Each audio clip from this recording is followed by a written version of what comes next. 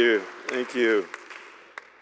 I bet a lot of you are a little bit like Jan and me. You sometimes think you're going to swear off the evening news because the headlines are so depressing. Anybody like that? If it bleeds, it leads, and it's dark and that. Isn't it great that we have an exception to that, and he's right here with us today. Bobby Lewis's book is called Finding Joy Beyond the Headlines. He's a 3-time Emmy Award-winning television reporter with a decade of local news experience, and he finds joy. Now, Bobby, you grew up here. You moved around. You lived in Kentucky and some other places, but your grandparents, come on up. Bobby's going to take the first 7 minutes of the sermon. Your grandparents were here in this church, weren't they? Yeah, my grandma still is. She sings in the choir. Your grandma sings in this... Marion Sleppy is my grandmother, and my grandfather played piano for 50 years in this church, Bob Sleppy. Wow. Remember Bob Isn't that cool? Just really cool. In fact, if I look Hold familiar... it closer. If I look familiar, it's because 1985 I was baby Jesus, 4 months old right there. So I have been here a long time. Please don't tell people baby Jesus showed up today in a polo shirt at church. People look at you funny. Thank you for having me, first of all. Sure. I've gotten the chance to do a lot of cool things in my life since being 4 months old on the stage.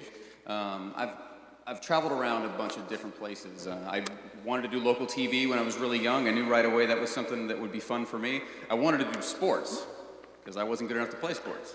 So I wanted to go to all the games and get paid, so I put on a tie and wanted to be a sports reporter. And I got to do that in Louisiana and Oklahoma, and I came back here and was hired by Channel 10, the CBS station here, 2012 to do sports. And it was a lot of fun, got to do a lot of cool things, and then I got rerouted a little bit. They came to me and said, we don't need 3 sports reporters. It's just not something that's important enough right now. And so we want you to keep doing news. Would you like to do news? And I was like, oh no, I don't want to do news at all, because it's exactly what you just said. A lot of the times you show up and you don't know what you're doing that morning, and 10 o'clock rolls around and they say, oh, a kid got hit by a bus, go. Where's the joy in that, right? You turn on the headlines at 5 o'clock and, oh, there's a hurricane, 10 people just died today in North Carolina. Where's the joy in that? A lot of times the way that we consume our information now comes through cell phones, it comes through news, it comes through newspapers or internet, and rarely the information that's fed to you is uplifting. Very rarely, I would say. I would say you have to hunt really hard to find the joy. You don't have to look very hard to find the bad stuff. In fact, the bad stuff is going to find you. It'll find you anywhere, too. Just 2 weeks ago, my wife and I were sitting in church, the church that we attend near our home in Safety Harbor, and my phone started dinging. And normally, it doesn't do that in church. I'll turn the sound down so it doesn't interrupt anybody. But it started dinging because there was an Amber Alert. There was a child that was missing. It was a 2-year-old. And what made it really tough for us is the 2-year-old that was missing eventually 2 days later was found dead in Largo, and that 2-year-old was once fostered by a family we know from our church. Wow. So the bad news is going to find you. It'll even find you sitting in the church service. So bad news doesn't stop. So you think about bad news and what is bad news and where does it come from? I have a new title now as author. I never thought I'd be an author, but I got this new title. In Acts, you'll hear that Jesus is called the author of life. I think that if we stretch the definition of author a little bit, we'll come to the conclusion that Satan is the author of bad news. We hear 1 Peter 5:8 says that he prowls around like a lion looking for someone to devour. I did a little research on lions. Lions are really good hunters, but they can only hunt in a certain way. They're ambush hunters. If anyone has a cat, and they've ever watched their cat in the back porch try to catch a lizard or try to catch a mouse, they'll never face them head on. They'll always find a way to sneak up behind their prey. A lion does the same thing.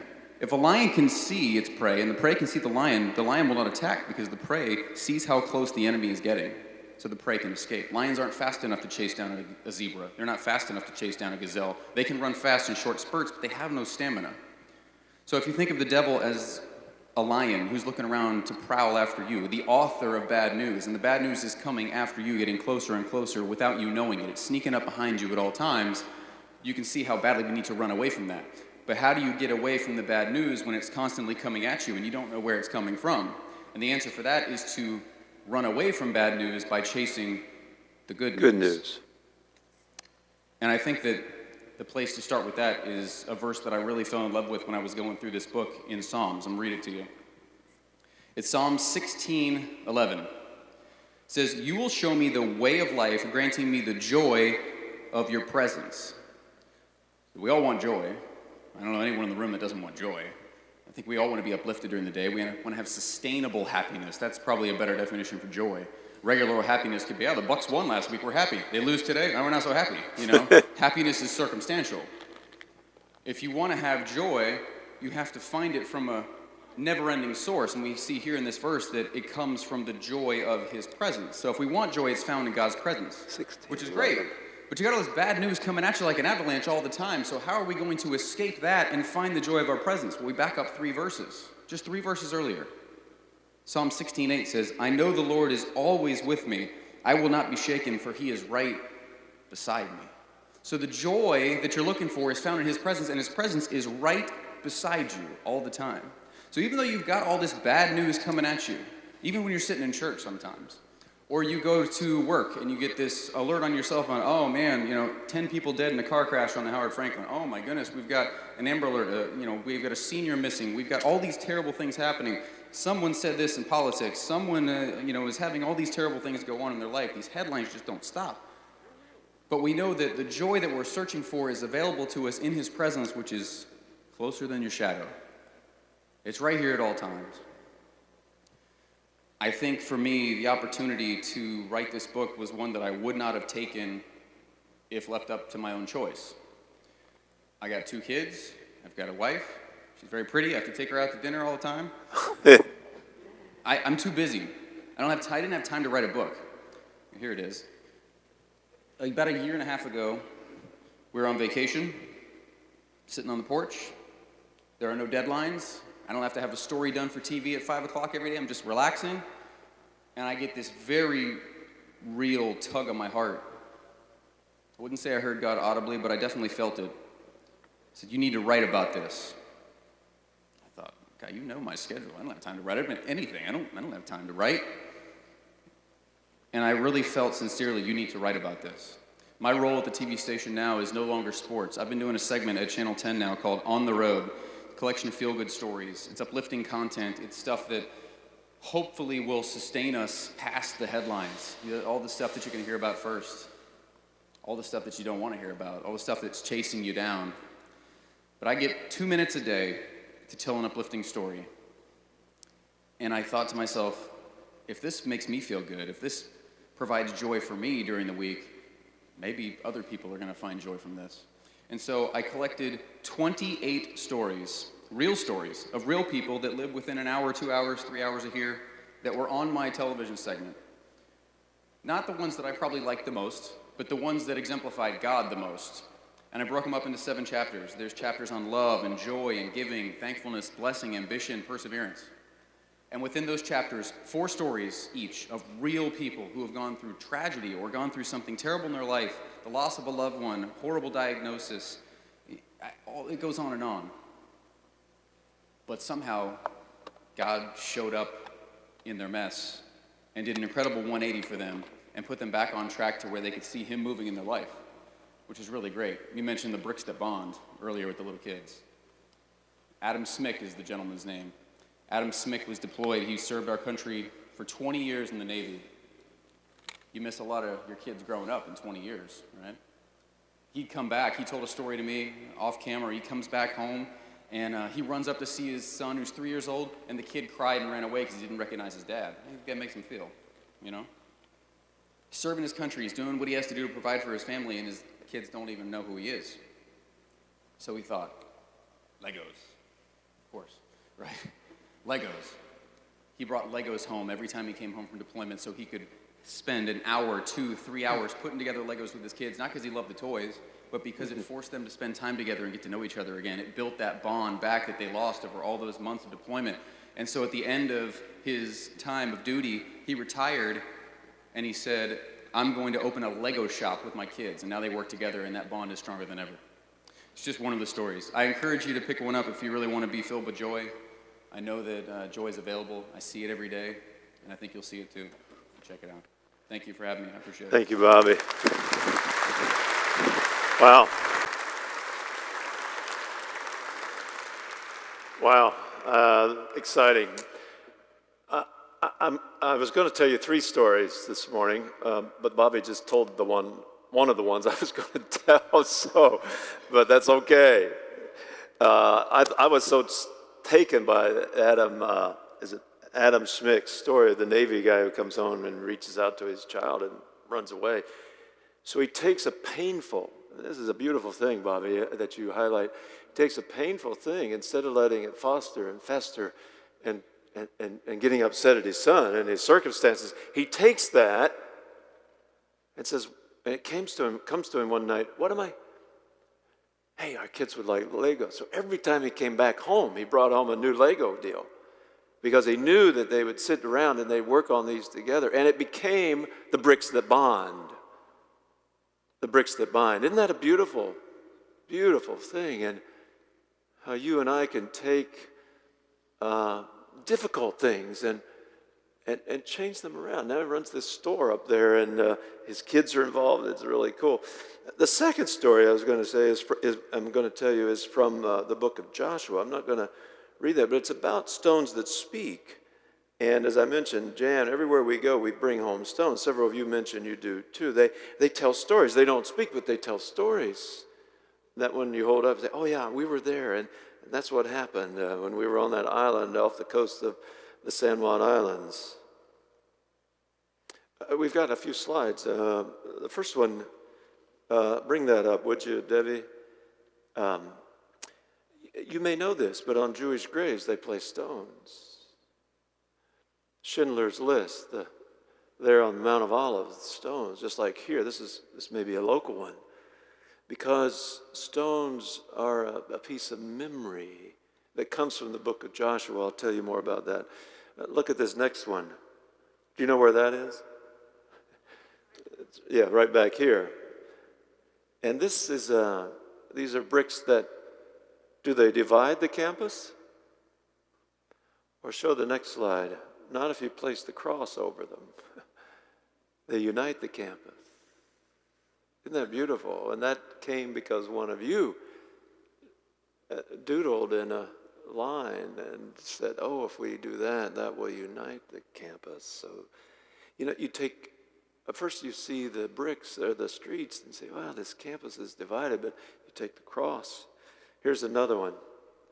Where's that one? It's in the Rose Garden. What do those bricks say to us? They say, we're building on the shoulder, standing on the shoulder of those who've gone before us. We honor the memory of those who've been here. I don't know any of those names. Well, I do know some of those names. I see Edward and Irma Norman, who was one of your pastors. I knew Edward. And then the next one, Sidney Hopkins' prayer path.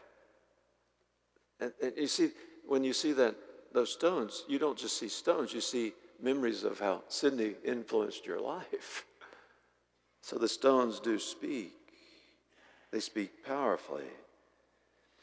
So Joshua, I mentioned the text. I'm not going to read it for you. Go home and read Joshua chapter 4. But Joshua and the children of Israel, after 40 years wandering in the wilderness, they finally come to the Jordan River. They've come out of Egypt through a mighty hand of God, parted the Red Sea, come and get the Ten Commandments at Mount Sinai. And Joshua and Caleb go in with the other 10 spies to scout out the land, but they come back and they say, it's the land of milk and honey, let's go. And the other 10 said, no, it's got giants in the land. And you know the story. They backed off. And so God said, you're going to wander 40 more years. Well, finally, they're here. And the word of God comes to Joshua and says, when you get there, have the leaders of each of the 12 tribes stop into the river of Jordan, because I'm going to back the river up, just like I did the Red Sea. And when you step in there, each one of you pick up a stone, just like on the front of your bulletin, just like you have in the picture here, and pile them high. And they said, why? Why? 2 reasons. So you won't forget. When you see these stones, you'll remember that just as God was with us coming out of the Red Sea, just as God was with us getting us to this place and getting us across, God is going to be, as Robbie said, right here beside us as we move into the promised land and face the giants that are there. so you won't forget. So you'll remember. Every time you see this pile of rocks and every time you see stones, you're going to say, yes. And there's another reason, so that when your children see these stones, they're going to say, what do these stones mean? Why are they here?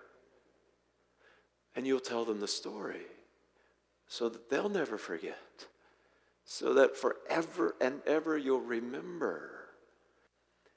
Just as Bobby remembered his grandfather played the piano here for 50 years. And his grandmother's still in the choir. And so that you can remember, if you're facing a challenging future, so why this pile of stones? So you can remember that God is faithful and he never gives up. And don't forget it. And as God helped in the past. So all around Pasadena Community Church are signs, stones, pictures. And you have pictures of years ago when you had a drive-in church and you saw the... And so what do you remember about that? And why do we remember? We don't necessarily remember in hopes that we can recreate the past. Hear me now. But you remember so that you say, my goodness, that church did something imaginative and creative and different, unique, that was never heard of before. Let's do something new and creative again, like we've never done before.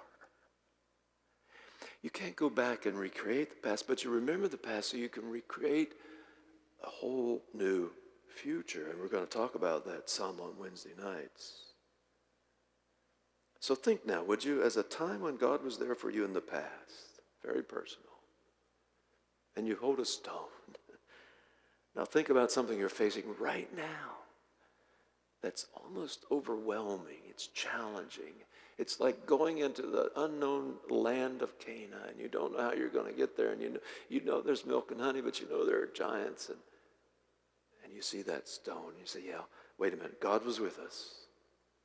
God's going to be with us. God's going to be with us again. Third story, real quickly. Harvey Mackey was waiting for an Uber driver at the airport. When the driver pulled up, the first thing Harvey noticed was that the car was polished a bright shine. Smartly dressed in a white shirt, black tie, and freshly pressed black slacks, the driver jumped out and rounded the car to open the back passenger door for Harvey. He handed Harvey a laminated card and said, I'm Wally, your driver. While I'm loading your bags in the truck, I'd like you to read my mission statement. Surprised, taken aback, Harvey read the card. It said, Wally's mission statement: to get my customers to their destination in the quickest, safest, cheapest way possible in a friendly environment. That's a pretty good mission statement. I'll read it again. To get my customers to their destination in the quickest, safest, cheapest way possible in a friendly environment. Clear, concise, purposeful. We're working on one for the church. We're going to sound it out this coming Wednesday. This blew Harvey away, the passenger, especially when he noticed the inside of the car matched the outside of the car, clean, spotless. As he slid behind the wheel, Wally said, would you like a cup of coffee? I have a thermos of regular and one of decaf. My friend tried to play a joke. He said, no, I prefer a soft drink. Wally smiled and said, no problem. I've got a cooler up front with a regular and Diet Coke, water, and orange juice. Which would you like? Handing him his drink of Diet Coke, Wally said, if you'd like something to read, I have the Wall Street Journal, Time Magazine, Sports Illustrated, and USA Today. As they were pulling away, Wally handed my friend another laminated card. These are the stations I get in the music they play if you'd like to listen to the radio. Tell me, Wally, Harvey asked the driver, have you always served customers like this? Wally smiled into the rearview mirror. No, not always. In fact, it's only been the last 2 years.